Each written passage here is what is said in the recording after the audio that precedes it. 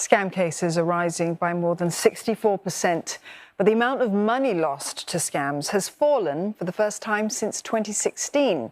Now, according to the latest police data, victims lost about $334 million in the first half of this year, and that is 2.2% less than the same period last year. And police put it down to better public education and extensive efforts in clamping down on such crimes.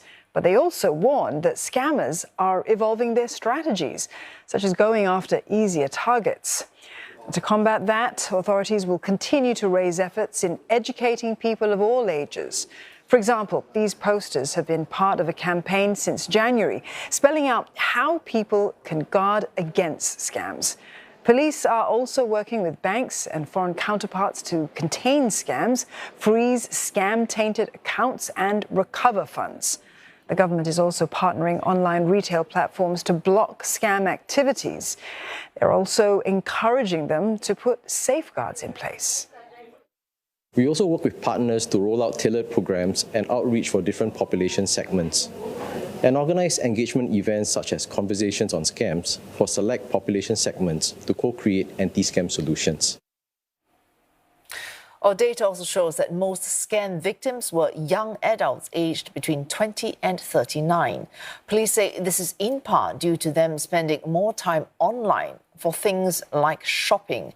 But how easy is it for people to let their guard down? Our reporter Alif Amjad speaks to a scam victim who learned that the hard way.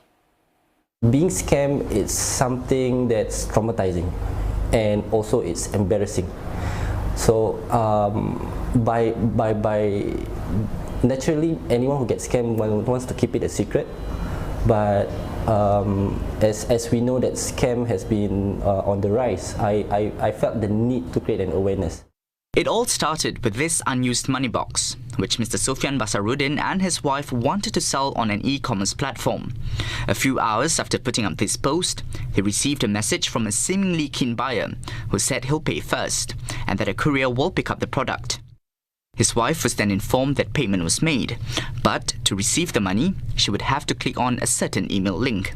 We clicked on the link and then an interface appeared. It looks similar to iBanking login page. So we entered our username and password. Next moment, I received an OTP. But at that point of time, I had to give my OTP to the user. That was another red flag that I really didn't catch.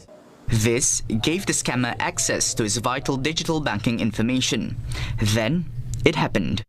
My wife received a notification that X amount has been transferred to a person with a female Thai woman's name, and then that's it. We stopped communication. We just called the person's bluff. You have scammed us. Please return this money back to us. And then the user was like, What happened? You mean you got scammed?